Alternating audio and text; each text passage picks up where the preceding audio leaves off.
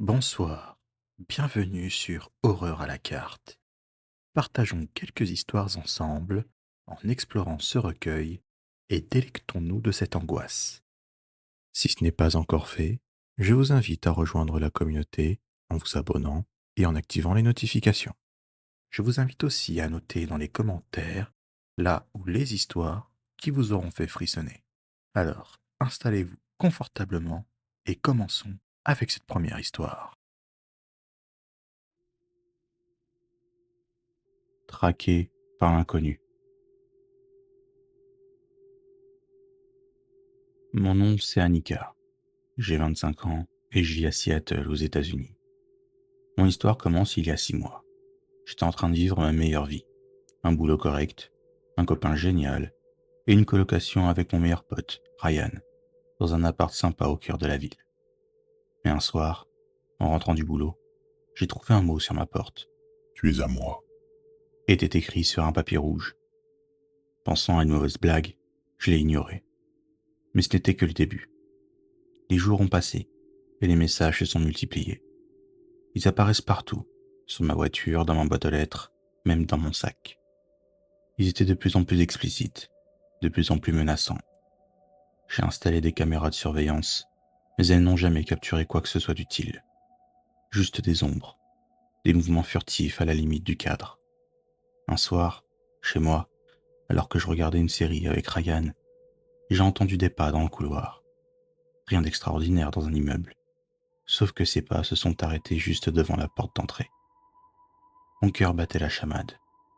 J'ai pris mon courage à deux mains et j'ai regardé par le Judas. Personne. Pourtant, les pas continuaient, toujours là, juste derrière cette fine barrière de bois.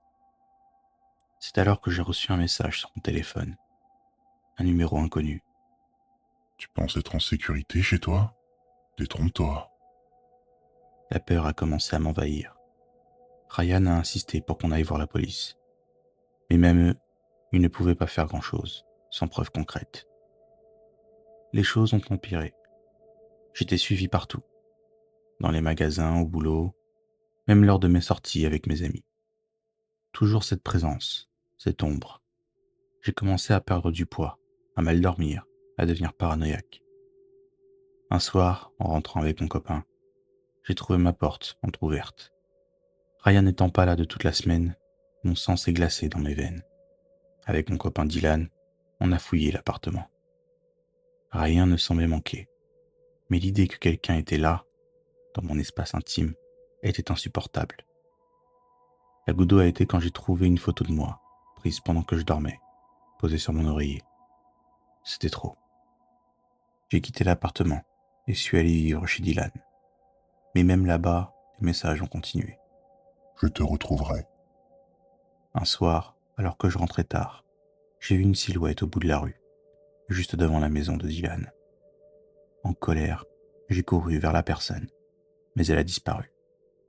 On a renforcé la sécurité, alerté les voisins, mais rien n'y faisait. La police a enfin pris les choses en main, après qu'on ait trouvé une lame de couteau plantée dans la porte d'entrée avec un mot. Trouvé. Et ce n'est que le début. Les semaines ont passé, et un soir, Dylan et moi avons décidé de quitter la ville, de tout laisser derrière nous pour recommencer ailleurs. Mais quelques jours après notre emménagement dans une nouvelle ville, j'ai reçu un appel d'un numéro inconnu. Où que tu sois, je te retrouverai.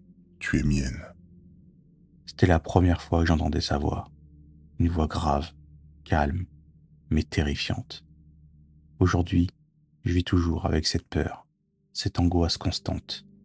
J'essaie de ne pas y penser, de reprendre une vie normale, mais au fond de moi, je sais qu'il me cherche et qu'il n'arrêtera pas avant de m'avoir trouvé.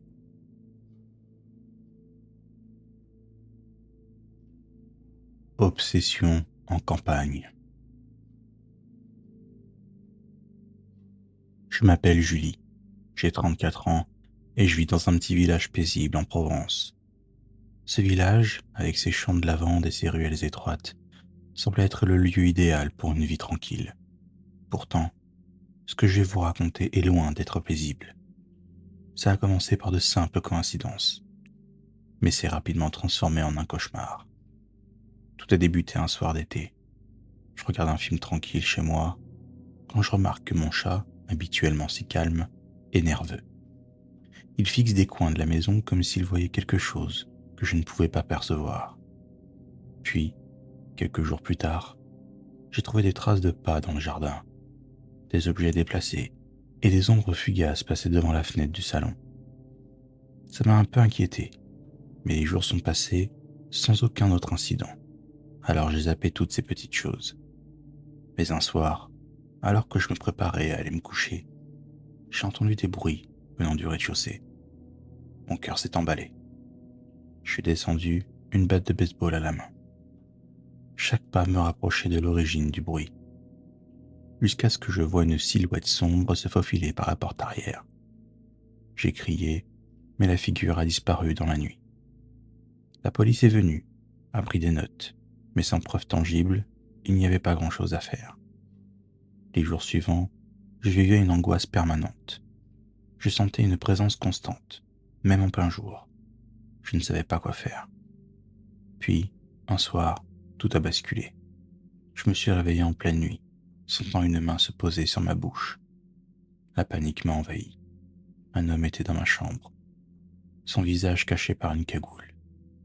Il m'a menacé, me disant de rester tranquille, sinon... Je ne sais pas comment j'ai trouvé la force, mais j'ai réussi à me libérer, à attraper mon téléphone et à appeler de l'aide. Les voisins, alertés par mes cris, sont intervenus.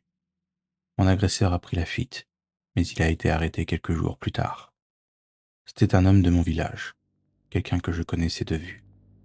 Il avait développé une obsession pour moi, m'espionnant pendant des mois avant de finalement passer à l'acte. Les traces de son passage étaient partout dans ma maison, des micros cachés, des caméras. Cette expérience m'a marqué à jamais. Même si mon agresseur est derrière les barreaux, je ne peux m'empêcher de ressentir une peur constante, une angoisse qui ne me quitte plus. La tranquillité de mon village a été brisée, et avec elle, mon sentiment de sécurité. Si tu veux soutenir la chaîne, lâche un petit like, abonne-toi et active la cloche pour les prochaines vidéos. Sur ce, reprenons le cours de nos histoires.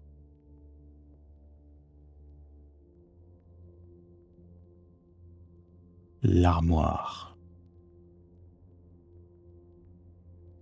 Je m'appelle Hassan, j'ai 21 ans et je vis à Manchester, en Angleterre. Ce que je vais vous raconter est une expérience que je n'oublierai jamais.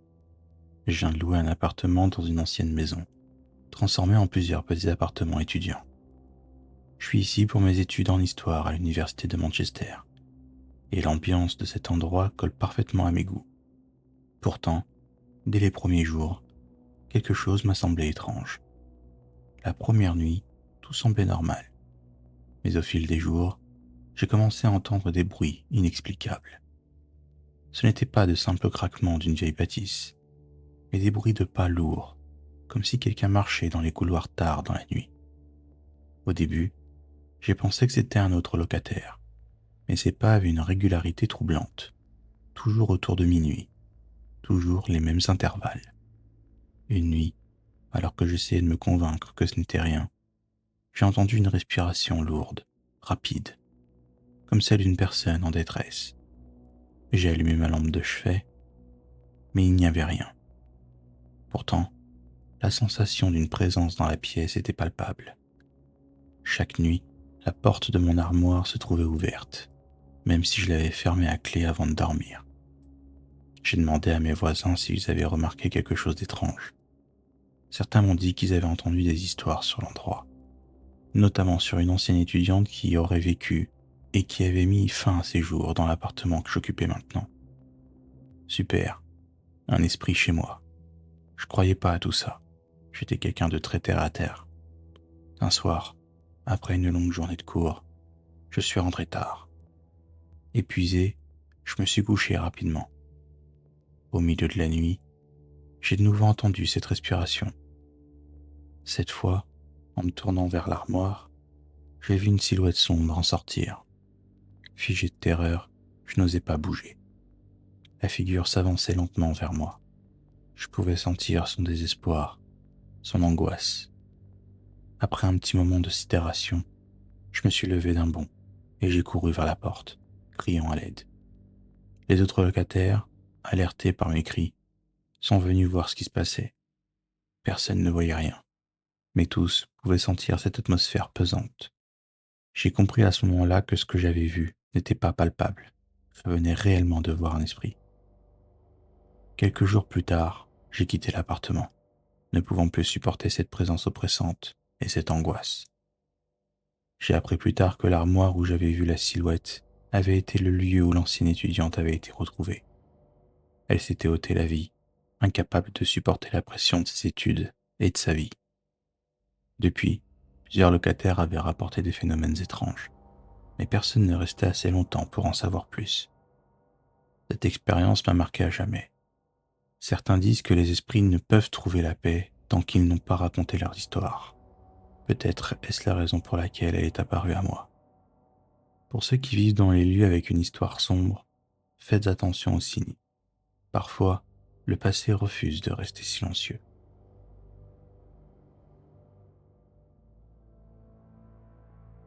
Le prix de l'angoisse. Je m'appelle Matteo, j'ai 28 ans et je vis en Uruguay. Il y a 8 mois, j'ai trouvé une vieille maison coloniale à un prix dérisoire. Elle se trouvait dans le quartier chargé d'histoire et de mystère. Dès que je suis entré dans la maison, j'ai ressenti un froid glacial qui m'a parcouru l'échine. Les murs semblaient murmurer des secrets oubliés, et chaque pas résonnait comme un écho lointain d'un passé trouble. Rapidement après avoir posé mes cartons, des phénomènes étranges ont commencé à se manifester. Les portes se fermaient brusquement sans raison apparente. Des bruits de pas résonnaient dans les couloirs alors que j'étais seul. Une nuit, j'ai entendu un bruit de craquement venant du grenier. En montant pour vérifier, j'ai trouvé une vieille poupée poussiéreuse, assise sur une des poutres, me fixant de ses yeux de verre froid. La poupée semblait se déplacer seule. Je la trouvais dans différentes pièces, toujours avec ce même regard glacial. Un soir, alors que je la ramenais au grenier pour la énième fois, j'ai ressenti une présence derrière moi. En me retournant, j'ai vu une ombre noire disparaître dans l'obscurité. Terrifié, j'ai décidé de faire appel à un ami, Pablo. Il est très renseigné concernant les phénomènes paranormaux. Pablo a commencé à enquêter sur l'histoire de la maison. Il a découvert que l'ancienne propriétaire, une certaine Donia, avait perdu la vie dans des circonstances mystérieuses. Selon les rumeurs, elle pratiquait la sorcellerie et aurait maudit la maison avant de passer l'arme à gauche. Les anciens voisins parlaient d'ombres mouvantes et de cris étranges venant de la maison. Une nuit, alors que Pablo et moi discutions dans le salon, les lumières ont commencé à clignoter. La température a chuté brutalement et un vent glacial s'est levé à l'intérieur de la maison. Soudain, nous avons entendu un rire aigu et sinistre venant du grenier. En montant, nous avons trouvé la poupée au centre de la pièce, entourée de symboles dessinés à la craie. Pablo a tenté de briser le cercle, mais une force invisible l'a projeté en arrière. Comprenant que nous étions en grave danger, nous avons décidé de quitter la maison. En sortant, j'ai senti une main glacée agripper mon bras. En me retournant, j'ai vu le visage déformé de Donia, hurlant de rage. J'ai couru vers la sortie, Pablo devant moi, et nous avons réussi à nous échapper. Depuis cette nuit-là, je n'ai jamais remis les pieds dans cette maison maudite. Pablo et moi avons décidé de garder cette histoire pour nous, de peur que personne ne nous croie. Pourtant, les souvenirs de cette nuit hantent encore mes rêves. Et chaque fois que je passe devant, un frisson glacé me parcourt le dos.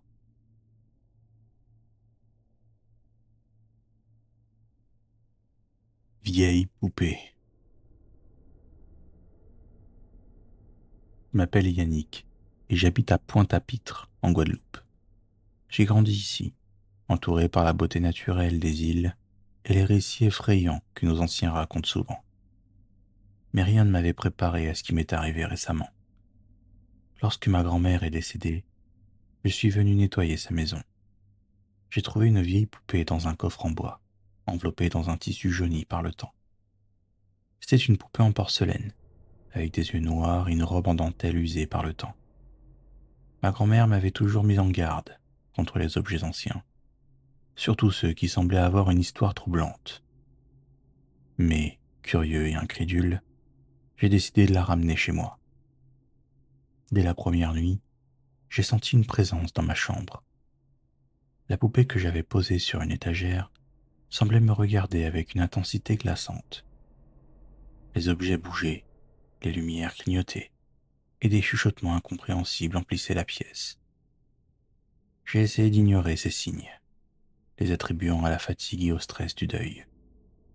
Mais les choses ont rapidement empiré. Un matin, je me suis réveillé avec des égratignures sur mes bras, comme si des petites mains m'avaient griffé pendant la nuit. La poupée avait bougé de l'étagère et se trouvait maintenant à côté de mon lit, ses yeux fixant les miens avec une malveillance palpable. J'ai commencé à faire des cauchemars terrifiants où des enfants hurlants me suppliaient de les libérer. Cherchant désespérément une solution, je me suis tourné vers une vieille amie de ma grand-mère, connue pour ses connaissances en spiritualité et en rituels anciens. Elle m'a expliqué que la poupée était probablement hantée par un esprit tourmenté et que je devais effectuer un rituel pour me libérer de son emprise. La nuit du rituel, une tempête s'est abattue sur la Guadeloupe. J'ai préparé un cercle de sel autour de la poupée, allumé des bougies et récité des incantations que la vieille femme m'avait enseignées. Soudain, la pièce est devenue glaciale et les bougies se sont éteintes d'un coup. Une force invisible m'a projeté contre le mur et j'ai entendu des rires d'enfants résonner dans toute la maison. À ce moment précis, la poupée a commencé à se fissurer, libérant une fumée noire et épaisse. Les rires se sont transformés en cris perçants avant de s'éteindre brusquement. Quand la fumée s'est dissipée, la poupée était en morceaux et la maison a retrouvé son calme. Je me suis effondré au sol, épuisé et terrifié, mais soulagé. Depuis cette nuit, je n'ai plus ressenti de présence malveillante. J'ai appris à respecter les avertissements des anciens et à me méfier des objets chargés d'histoire. Si ces histoires vous ont fait frissonner, n'hésitez pas à liker, à vous abonner et à activer les notifications pour les prochains épisodes. Un serveur Discord et une chaîne TikTok sont également disponibles, dont les liens se trouvent en description. Prenez soin de vous et à bientôt, j'espère.